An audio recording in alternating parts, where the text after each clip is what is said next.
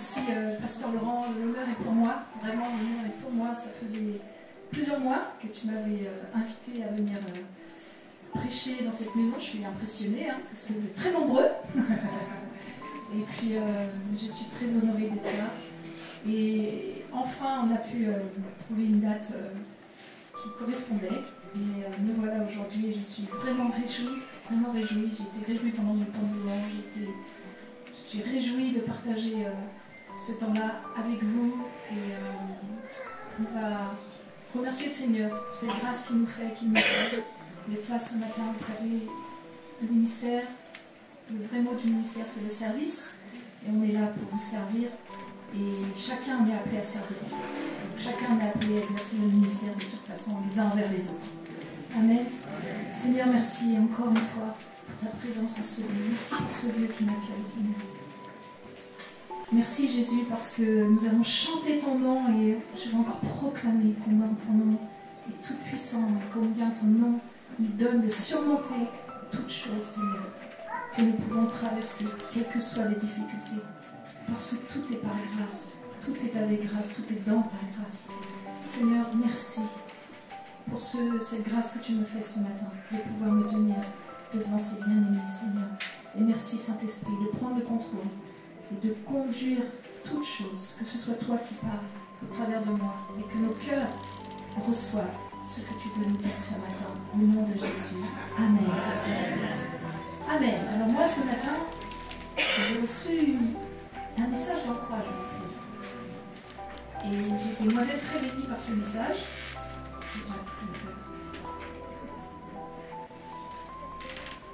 Et on va prendre un passage. Alors, les premiers versets normalement vont s'afficher. Alors, il faut les afficher au fur et à mesure que je le dis parce que je vais m'arrêter en fait. Ce que je veux dire, c'est que je vais m'arrêter entre chaque verset. Donc il ne faut pas aller trop vite. Il faut attendre que je dise le verset pour afficher, s'il vous plaît. Merci. Il y a une histoire dans le premier livre de Samuel qui nous parle de David. Et je vais juste vous résumer où se situe cette histoire pour que vous puissiez comprendre. Donc David était souvent en guerre avec des ennemis. Et dans le chapitre 29, il est question d'une bataille qui devait avoir lieu contre les Philistins. Mais finalement, le roi avec qui David était parti en campagne lui a dit non, tu ne viens pas avec nous. Enfin, c'était pas contre les Philistins, c'était avec les Philistins pour aller combattre Saül. Et il lui a dit non, nous on ne veut pas de David avec nous. Il faut que David et sa troupe rentrent chez eux. Et le chapitre 30 se situe donc à ce moment où David rentre dans son village, dans sa ville, avec sa troupe. Et donc je lis à partir du premier verset. Lorsque David arriva le 3e jour, donc notez, ça leur a pris déjà 3 jours pour revenir dans leur ville qui s'appelle, c'est un peu dur à dire, Tsiglag. Avec ces gens, les Amalécites, d'autres ennemis donc, avaient fait une invasion de Midi et à Tsiglag. Ils avaient détruit et brûlé Tsiglag, après avoir fait prisonniers les femmes et tous ceux qui s'y trouvaient, petits et grands. Ils n'avaient tué personne, mais ils avaient tout emmené et ils s'étaient remis en route. David et ses gens arrivèrent à la ville et voici, elle était brûlée. Et leurs femmes, leurs fils et leurs filles étaient emmenés captifs. Alors David et le peuple qui était avec lui élevèrent la voix et pleurèrent jusqu'à ce que n'ait plus la force de pleurer. Je m'arrête là un instant. David et ses gens, ces hommes qui étaient des hommes de guerre, ont été tellement bouleversés, tellement abattus, qu'ils élevèrent la voix. Déjà ils pleuraient, ce sont des vaillants guerriers. Ils pleurèrent au point qu'ils n'avaient plus la force de pleurer. Est-ce que c'est déjà arrivé à quelqu'un ici d'être tellement éprouvé, tellement abattu, tellement à vivre une situation d'opposition, de persécution, que vous avez tellement pleuré que vous n'aviez plus la force de pleurer? C'est déjà arrivé à quelqu'un ici? On peut lever la main, on est en famille, vous savez. J'ai une bonne nouvelle pour nous. C'est arrivé à ces vaillants hommes, donc ça peut nous arriver aussi. Oui, nous sommes des hommes et des femmes de foi. Oui, nous sommes des hommes et des femmes de prière. Mais nous traversons des situations parfois où nous sommes vraiment abattus, découragés, opprimés. Mais Dieu, lui, n'a jamais dit son dernier mot. C'est lui qui a le dernier mot et il dira toujours, justement, ce dernier mot. Juste pour vous dire quels étaient ces vaillants hommes, ça ne va pas s'afficher, mais 1 Chronique 12, 21 nous dit que quand David retourna à Tsiglag, ceux de Manassé prêtèrent leur secours à David contre la troupe des pilleurs amalécites, donc c'est bien dans cette histoire, car ils étaient tous de vaillants hommes et ils furent chefs dans leur armée. Waouh!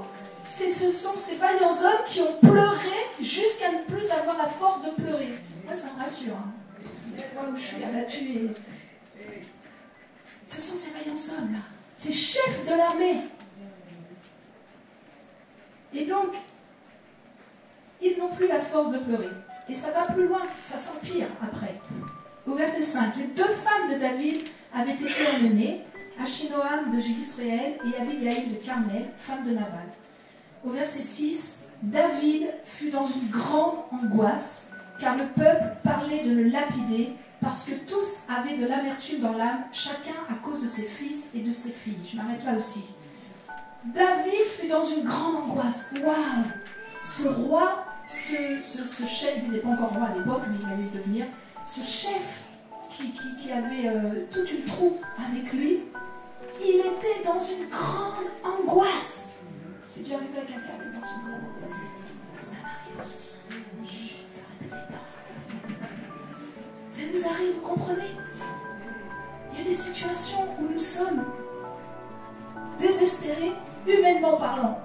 Mais merci Jésus, parce que avec lui, tout est possible. Le peuple parlait de le lapider. Soi-disant, ces vaillants hommes là qui sont avec lui, ses proches, ses amis, ceux qui combattent avec lui, les voilà qui se retournent contre lui. Non seulement il a des ennemis à l'extérieur, mais en plus maintenant c'est les gens de sa maison, pas de sa maison, mais de son camp, qui sont contre lui. Ça arrive d'avoir des gens de votre famille contre vous, des amis peut-être, qui d'un seul coup se retournent contre vous. Vous êtes au bon endroit. Parce que la bonne nouvelle, elle est là. Et c'est le message que Dieu a pour vous ce matin. Mais David reprit courage en s'appuyant sur l'Éternel, son Dieu. David était épuisé. David, comme ces hommes, avait pleuré jusqu'à ne plus avoir la force de pleurer. David avait perdu ses femmes, ses enfants. David était en train on lui disait qu'on allait le lapider, qu'on allait le tuer. Mais David reprit courage en s'appuyant sur l'Éternel, son Dieu. Et Dieu veut vous dire ce matin, plusieurs, si ce n'est pas à toute l'assemblée, reprenez courage. C'est le titre de ce message. Reprenez courage. Parce que Dieu est à l'œuvre. Quel que soit ce que vous traversez, quel que soit ce que vous vivez, quelles que soient les oppositions, quel que soit ce qui vient contre vous, même peut-être les proches, reprenez courage. Comment? Il reprit courage en s'appuyant sur l'Éternel, son Dieu. Au verset 7, il dit au sacrificateur Abiathar, fils d'Achimélec, apporte-moi donc l'éphod. Abiathar apporta l'éphod à David, et David consulta l'Éternel en disant, poursuivrai-je cette troupe? L'atteindrai-je? L'Éternel lui répondit, poursuis, car tu atteindras et tu délivreras. David a repris courage en s'appuyant sur l'Éternel, son Dieu.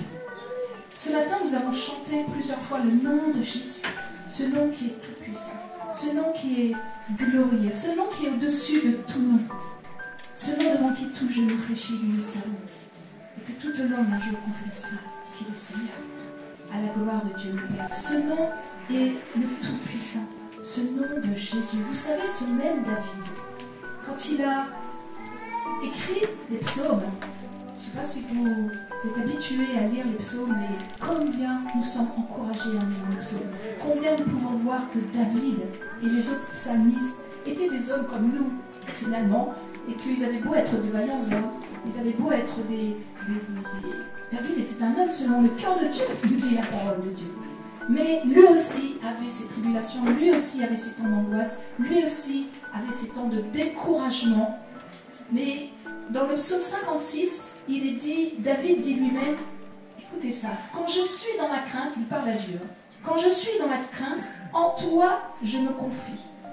Je me glorifierai en Dieu, en sa parole, je me confie en Dieu, je ne crains rien, que peuvent me faire les hommes. Dans le même verset, il commence en disant qu'il est dans la crainte, mais après il dit, je me confie en Dieu, en sa parole.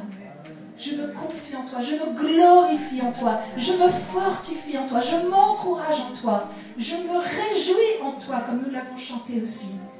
Et alors il peut dire, je ne crains rien.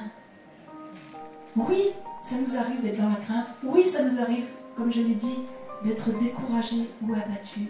Mais nous pouvons crier à Dieu et nous encourager en lui, nous fortifier en lui, proclamer sa parole, proclamer ses bienfaits, nous rappeler de ses bienfaits aussi dans nos vies. C'est ça qui fait que notre cœur reprend courage à ce moment-là. Et alors nous pouvons dire, Seigneur, c'est vrai, je ne crains rien, parce que tu es avec moi. Et si tu es avec moi, qui sera contre moi? C'est ce qu'il dit, David. Que peuvent me faire les hommes? Ces mêmes hommes qui parlaient de lapider, hein. Mais que, ou encore plus, ses ennemis, tous les gens contre qui il a fait la guerre. C'est pour ça que Dieu pouvait dire aussi à Josué, fortifie-toi et prends courage. C'est dans Josué au chapitre 1, à 3 reprises, dans les versets 6, 7 et 9. Il dit, fortifie-toi et prends courage. Il redit, fortifie-toi seulement et aie bon courage. Et encore, ne t'ai-je pas donné cet ordre, fortifie-toi et prends courage? C'est un ordre que Dieu donne, de nous fortifier et de prendre courage. C'est quoi votre thème de cette année? C'est écrit en grand quand on arrive dans le bâtiment, il y a un grand panneau. C'est quoi votre thème de cette année? Quelqu'un peut me dire? Bâtir, oui. Et il y a un verset qui est donné, c'est quoi? Quand je vais vous le dire, il est écrit en grand sur le panneau. Hein. C'est dans Néhémie. Merci, monsieur le pasteur. Levons-nous et bâtissons. C'est votre verset, n'est-ce pas? De l'année, je pense, en tout cas de la saison. C'est votre verset parce que oui, ce grand projet que vous avez, c'est ensemble que vous allez l'accomplir.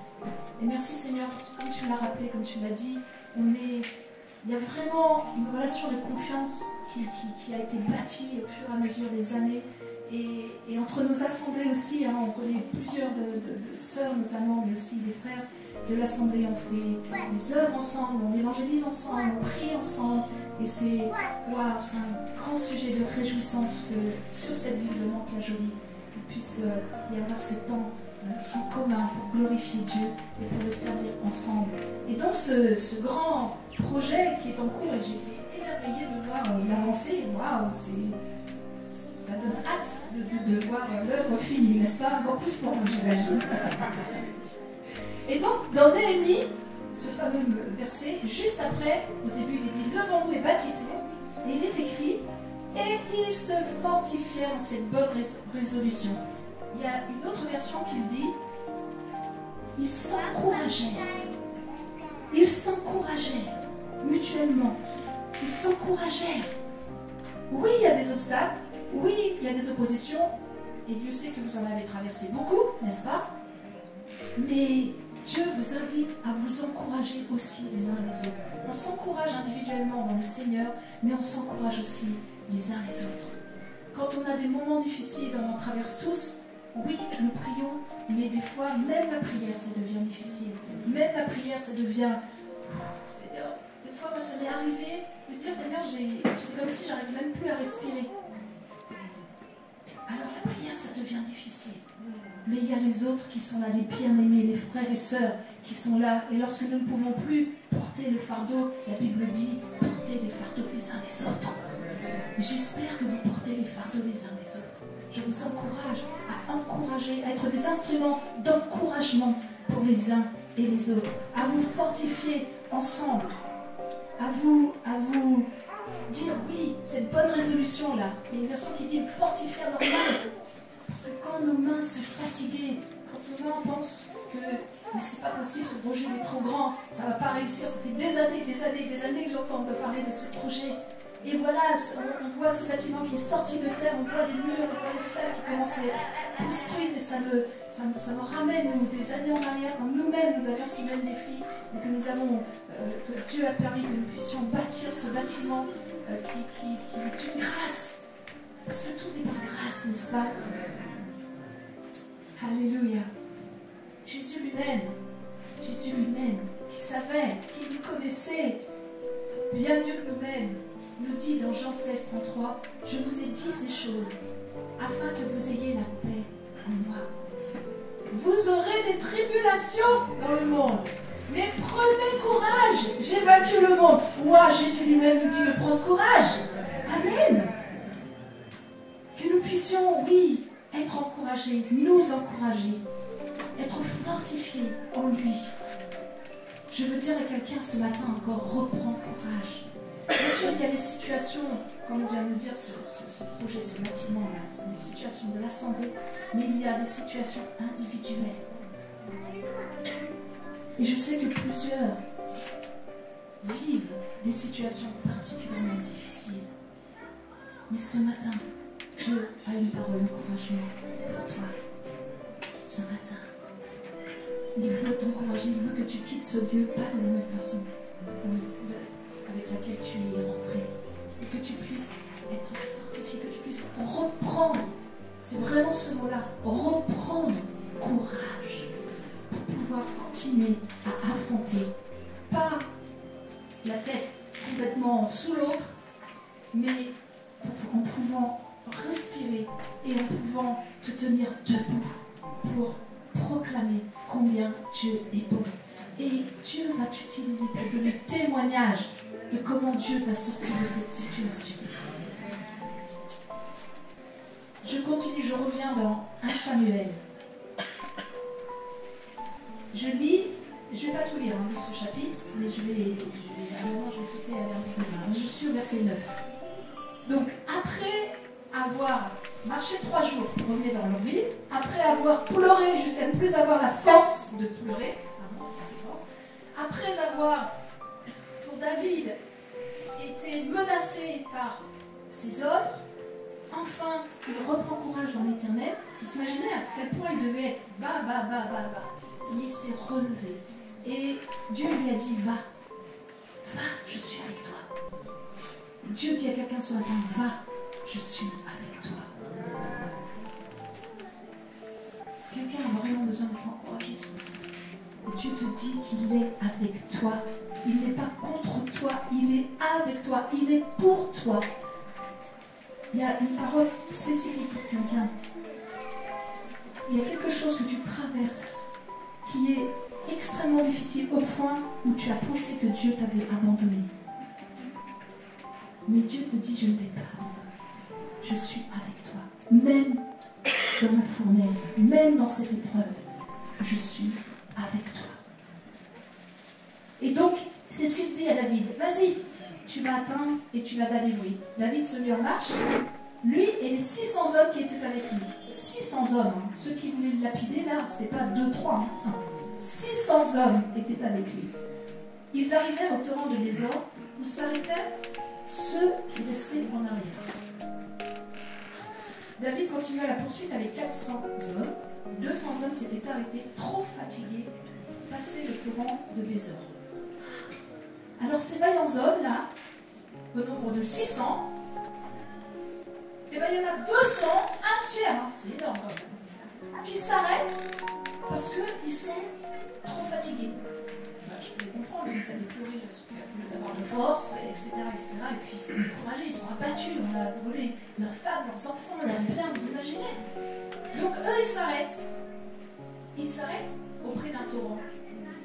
Le torrent, c'est là où on peut reprendre des forces, n'est-ce pas? C'est là, le torrent de vie, Jésus, qui nous donne sa parole, qui nous rafraîchit, qui nous fait du bien. Ils s'arrêtèrent, trop fatigués, pour passer ce torrent. Donc, les 400 continuent. Là, je ne lis pas, hein, vous lirez à la maison, pour savoir. Ils vont continuer, ils vont à la poursuite des des Amalécites. Et puis, je reprends à partir du verset 17. Donc il le retrouve, et il est dit, David les bâtit depuis l'aube du jour jusqu'au soir du lendemain. Et aucun d'eux n'échappa. Il les bâtit depuis l'aube du jour jusqu'au soir du lendemain. Je ne sais pas s'il y a des gens qui calculent un peu ici, mais ça fait combien d'heures ça, à peu près?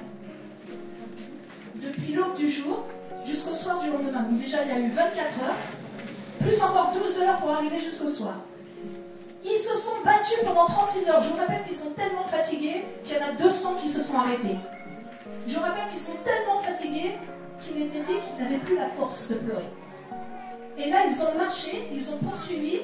Donc ça a pris encore plusieurs jours. Ils avaient déjà fait 3 jours pour retourner dans leur ville.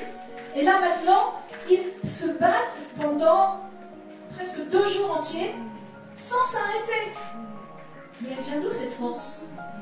Et nous, parfois, on dit Seigneur, j'en peux plus, j'en peux plus, j'en peux plus là, j'en peux plus là.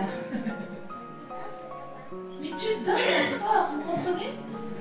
Et peut-être vous êtes à un point où vous avez vraiment été découragé, fatigué. Alors en plus, je sais que cette période de saison estivale, de fin d'année, on est tous, d'une manière ou d'une autre, on a tous besoin de vacances, n'est-ce pas? On a tous besoin de repos, on a tous besoin d'un temps. J'aspire au mois d'août où je vais être en vacances et je vais pouvoir vraiment me reposer. On a tous besoin de ce temps-là.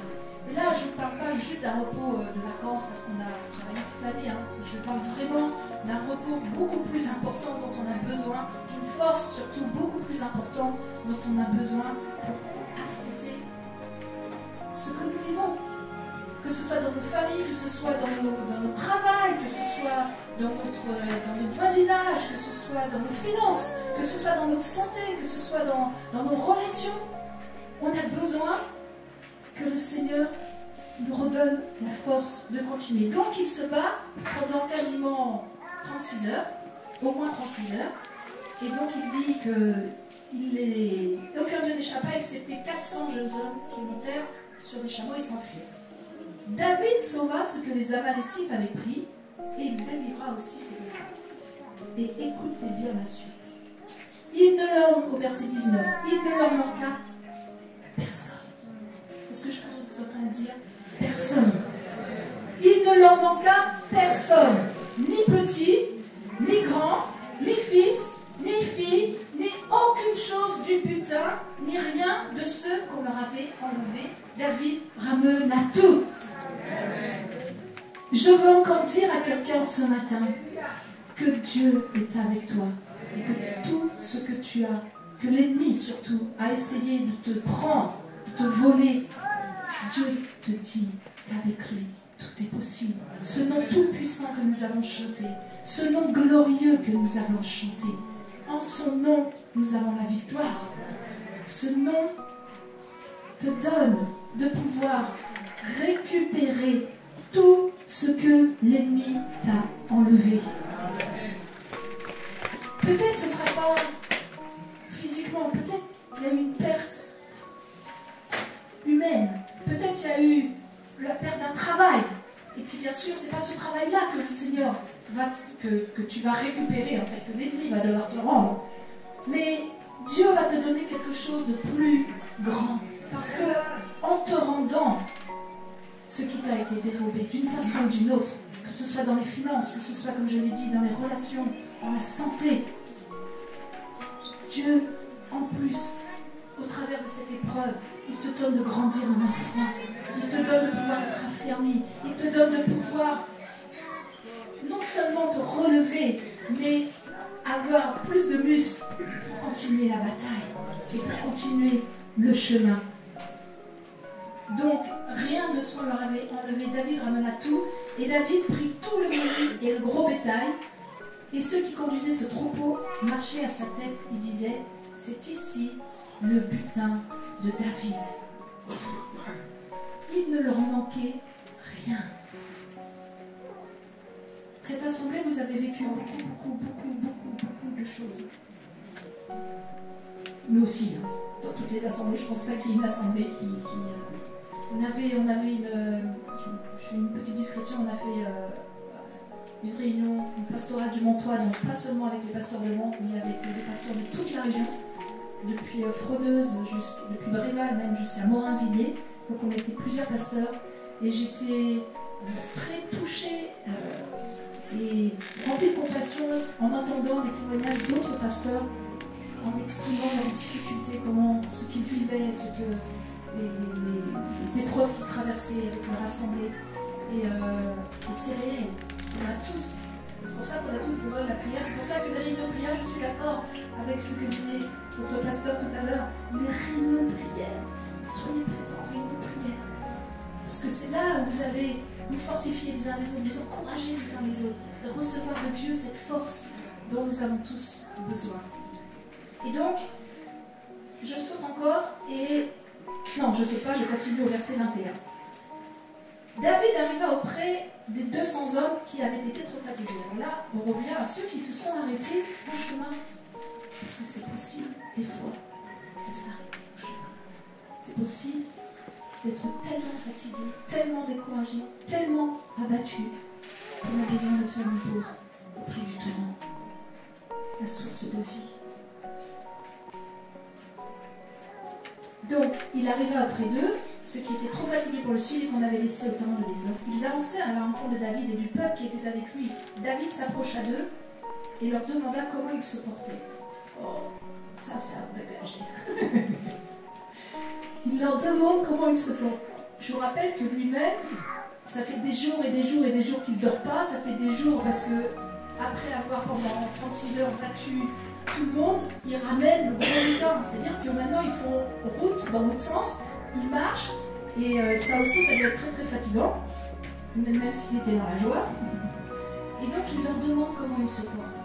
Tous les hommes, méchants et vils parmi les gens qui étaient allés avec David, prirent la parole et dirent: puisqu'ils ne sont pas venus avec nous, nous ne leur donnons rien du butin que nous avons sauvé, sinon à chacun, sa femme et ses enfants, qui les enlèvent et s'en aillent. Alors ça, c'est l'attitude de certains d'entre nous, parfois, dans l'assemblée, dans l'église. Comment on peut être manqué de compassion? Comment on peut être prête à juger? Alors qu'on ne sait pas ce que le frère, ce que la sœur traverse. Alors qu'on ne sait pas à quel point, parce que vous savez, on peut être souriant, hein, souvent dans l'assemblée, on est souriant, et puis ça va, merci Seigneur, par grâce, la grâce de Dieu, vous entendez ça souvent? Par sa grâce, tout va bien. Et puis dès que la personne elle sort, en fait elle retrouve une situation que vous à 100 lieues d'imaginer qu'elle est en train de vivre. Peut-être un enfant qui est malade, peut-être une situation de presque de divorce, peut-être des humiliations que la personne subit. Et la Bible nous encourage à prendre soin les uns des autres.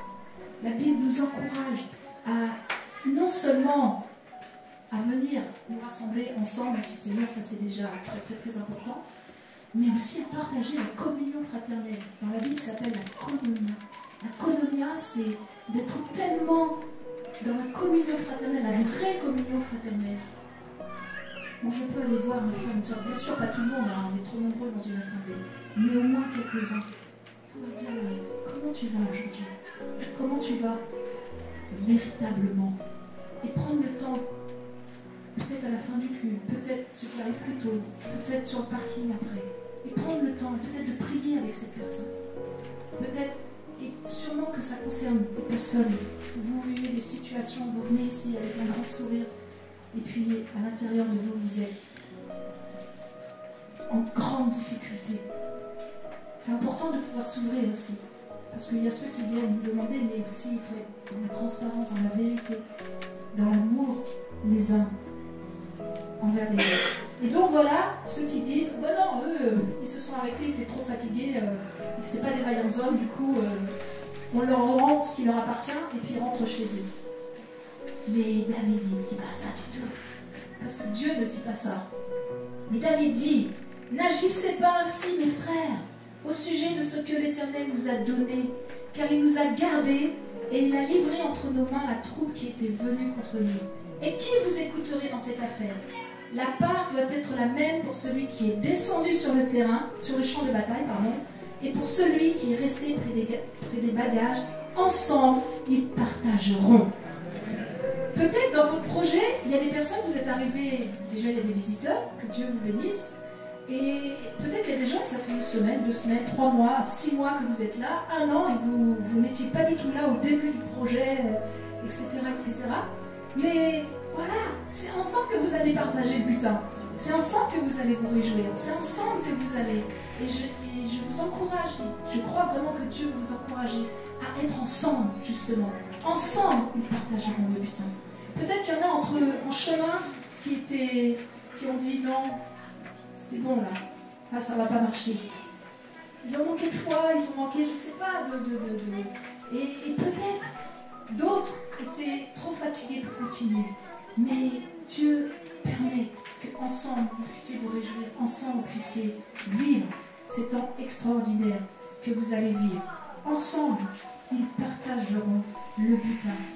Dans 1 Thessaloniciens 5 au verset 11, il est écrit, c'est pourquoi exhortez-vous réciproquement et édifiez-vous les uns les autres comme en réalité vous le faites. Et dans la version Bible du Semeur, il est écrit, c'est pourquoi encouragez-vous les uns les autres et aidez-vous mutuellement à grandir dans la foi comme vous le faites déjà. Aidez-vous mutuellement. Encouragez-vous. Supportez-vous. Fortifiez-vous. Fortifiez-vous. Soyez fortifiés ce matin. Soyez encouragés. Reprenez courage ce matin. Et pendant la louange aussi, je recevais une parole de connaissance, une autre parole de connaissance ça concerne une femme. Et il y a quelqu'un qui a un problème d'ovaire et qui ne peut pas concevoir ou qui ne peut plus concevoir. Mais Dieu te dit reprends courage. Parce que pendant qu'on chantait le chant où on proclamait que Jésus est notre, je ne sais plus comment c'était dit exactement, mais j'entendais fortement Dieu de la vie, le Dieu de la vie, le Dieu de la vie. Et il est le Dieu de la vie pour toi. Et tu vas concevoir. Et tu vas témoigner dans cette assemblée que Dieu a agi et que Dieu a donné la vie. Parce que ce problème d'ovaire, finalement, c'est un faux problème. Parce que Dieu est le Dieu créateur et il donne la vie comme il veut, quand il veut. Il est le Dieu des miracles. Il n'a pas besoin de choses humaines. Vous comprenez? Il est capable de restaurer ces ovaires ou ce problème qu'il y a. Et il est capable de faire sans. Les deux pour lui, c'est possible. J'ai entendu tellement de témoignages dans ce domaine-là. Et tu vas donner la vie. Amen. Merci Seigneur. Yes.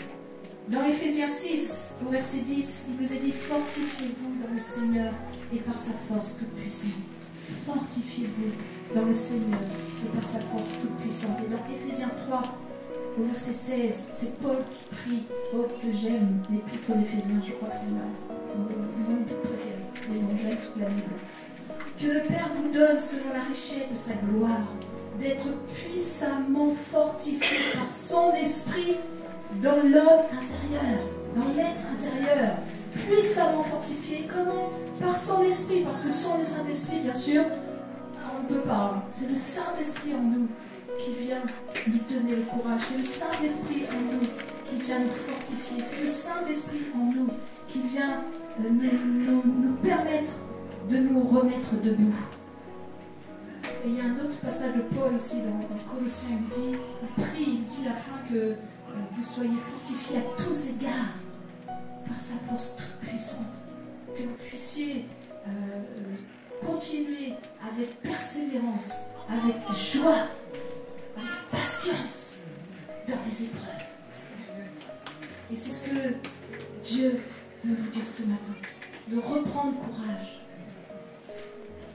Peut-être vous êtes dans un endroit, je le dis encore, où vous étiez dans cet endroit de découragement. De découragement. De façon individuelle, à cause de situations. Et Dieu ce matin te prend la main. Je vois quelqu'un, tu te sentais même comme dans un puits. Et tu cries, et tu as l'impression que personne n'entend. Et tu es au fond du puits, et tu te demandes qui va t'aider à sortir de ce puits. Dieu te tend la main, il te prend, il te sort du puits parce qu'il t'a entendu. Et il te donne de reprendre courage. Alléluia. La parole de Dieu est bonne, n'est-ce pas? C'est le message pour vous ce matin, que vous puissiez reprendre courage. Et je voudrais faire un appel justement, en restant là où vous êtes, à votre place, parce que je sais que ce message concerne plusieurs. On va dire beaucoup, on va dire plusieurs. Tu peux avoir un peu de musique, s'il te plaît? Comme ce David-là, et ces hommes qui ont pleuré jusqu'à ne plus avoir la force de pleurer. Et plusieurs vous avez dit que ça vous était déjà arrivé. Et puis après, non seulement il n'a plus la force de pleurer, mais il doit, parce que c'est lui le responsable, il doit se prendre quand même en charge, encourager son peuple. Et alors qu'il doit encourager son peuple parle de le lapider. Waouh, la situation est pire. Mais David reprend courage. Pas en s'appuyant sur les hommes et sur les femmes. Pas en s'appuyant sur sa propre expérience. Pas en s'appuyant sur ses propres pensées. Mais en s'appuyant sur l'Éternel, son Dieu. Et alors qu'il s'appuie sur l'Éternel, son Dieu, il peut reprendre la route. Après avoir adoré, après avoir prié, il a demandé au sacrificateur dans les fois. Après s'être tenu dans la présence de Dieu, c'est ce que cela signifie. Il part, il va chercher ce que l'ennemi a pris. Non seulement il combat, il est encore dans des situations extrêmement difficiles, mais il reprend tout.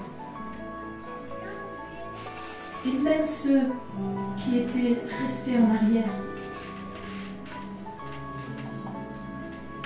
parce qu'ils étaient trop fatigués, même ceux-là ont eu leur part du butin.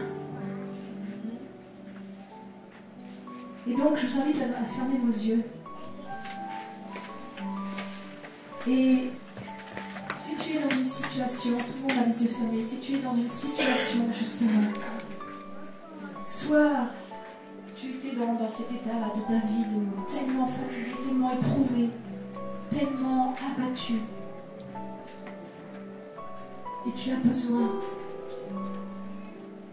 de retrouver des forces. Fais juste un signe de la main, là où tu es. Merci pour ces mains qui se lèvent. Merci Seigneur. Merci Seigneur. Vous pouvez baisser vos mains. Si tu es dans une situation impossible humainement parlant, impossible, il n'y a pas de solution humainement parlant. Je ne sais pas si tu es peut-être au bord du divorce, je ne sais pas si tu es dans une maladie que les médecins ont dit incurable, tu es dans une situation financière où tu t'es noyé et c'est le gouffre.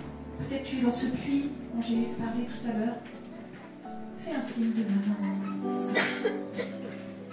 Merci. Merci pour cette voix. C'est pas drôle. Merci pour ces mains qui sont là. Alléluia. Peut-être tu es cette personne qui, comme ces 200 hommes-là, n'ont pas pu continuer. Et à un moment, tu as même pensé si tu ne perdais pas la foi.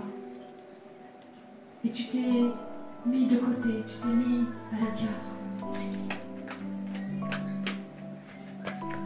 Et tu as senti, parce que tu es là ce matin, que il fallait te manquer quelque chose et que tu avais besoin de reprendre la route. Fais simplement un signe de la main, là où tu es. Merci Seigneur pour ces mains qui se lèvent. Vous pouvez baisser vos mains, merci. Le Seigneur vous voit.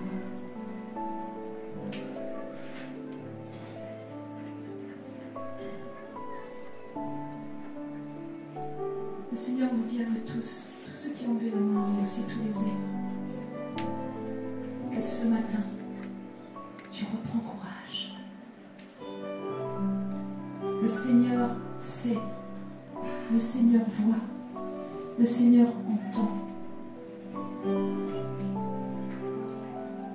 Je vois une femme, je te vois dans ton lit et tu pleures et tu pleures et tu pleures et tu pleures justement jusqu'à ne plus avoir la force de pleurer. Parce que tu es en train de vivre un profond abandon.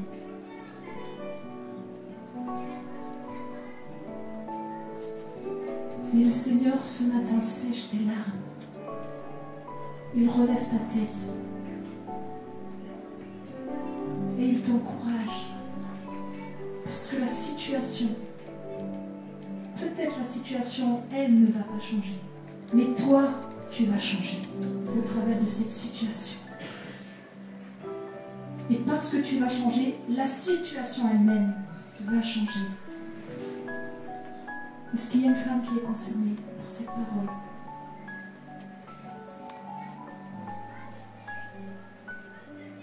Merci Seigneur, j'ai vu, merci. Amen. Alléluia. Je vous propose, on va prier ensemble, je vous invite à vous lever. Et par rapport à tout ce que je viens de dire, par rapport à tous les sujets que j'ai mentionnés, les situations que j'ai mentionnées, peut-être d'autres, je n'ai pas mentionné, mais d'une façon ou d'une autre, la parole de Dieu nous parle à tous, de toute façon. Moi-même, j'ai été encouragée, fortifiée. Chacun de vous, tous ceux qui ont levé la main, je vais prier pour toute l'assemblée. Seigneur, merci. Merci, ô Éternel, parce que tu es le Dieu de la vie. Merci, Seigneur, pour ta parole qui est vivante, puissante, Seigneur. Ta parole qui sépare ce qui est de l'âme et de l'esprit. Seigneur, tu as vu toutes ces mains qui se sont levées ce matin. Tu as vu tous ceux qui ont besoin de réconfort. Tu as vu tous ceux qui ont besoin d'encouragement. Tu as vu tous ceux qui ont besoin d'une guérison, d'une restauration, d'une délivrance. Tous ceux qui ont besoin, Seigneur, de sortir d'une situation catastrophique. Tous ceux qui peut-être été dans le désespoir. Mais je te rends grâce et je te bénis ce matin, Seigneur, parce que tu relèves ton peuple. Tu es celui qui fortifie ton peuple. Tu dis dans ta parole que tu es notre bouclier, que tu relèves notre tête. Tu dis dans ta parole aussi que celui qui marche, qui est fatigué, il s'abreuve au torrent, il relève la tête. Seigneur, merci parce que tu relèves la tête de mes bien-aimés ce matin. Tu relèves la tête de ton peuple ce matin. Tu lui donnes d'être encouragé, tu lui donnes d'être fortifié. Tu lui donnes, Seigneur, de pouvoir tenir ferme sur le roc que tu es. Seigneur, merci parce que toutes les situations que j'ai mentionnées, je proclame qu'il y a un changement à partir d'aujourd'hui, Seigneur. Et que tes bien-aimés vont pouvoir témoigner de l'action que tu as faite dans ta vie. Seigneur, dans leur vie, pardon. Seigneur, merci parce que tu agis infiniment au-delà de tout ce que nous demandons, de tout ce que nous pensons. Seigneur, merci pour la restauration, merci pour la restitution. Je proclame là où il y avait un problème de santé, un problème de finances, un problème dans les relations, un problème peut-être dans les familles. Je proclame la restitution et que comme c'était dit dans ce passage, il ne manque rien à nos bien-aimés. Tout ce qui leur a été volé est restitué dans le nom puissant de Jésus. Seigneur, merci parce que tu es le Dieu de la consolation. Et ceux qui vivent peut-être un deuil, ceux qui vivent une séparation, ceux qui vivent un abandon, Seigneur, merci parce que ce matin, tu consoles, ce matin, tu relèves, ce matin, tu redresses, ce matin, tu restaures, ce matin, tu guéris encore. Parce que tu es le même hier, aujourd'hui, éternellement. Tu ne changes pas. Et nous bénissons ton nom. Et nous te disons merci. Dans ton nom merveilleux et tout-puissant Jésus. Amen. Est-ce qu'on peut acclamer le Seigneur?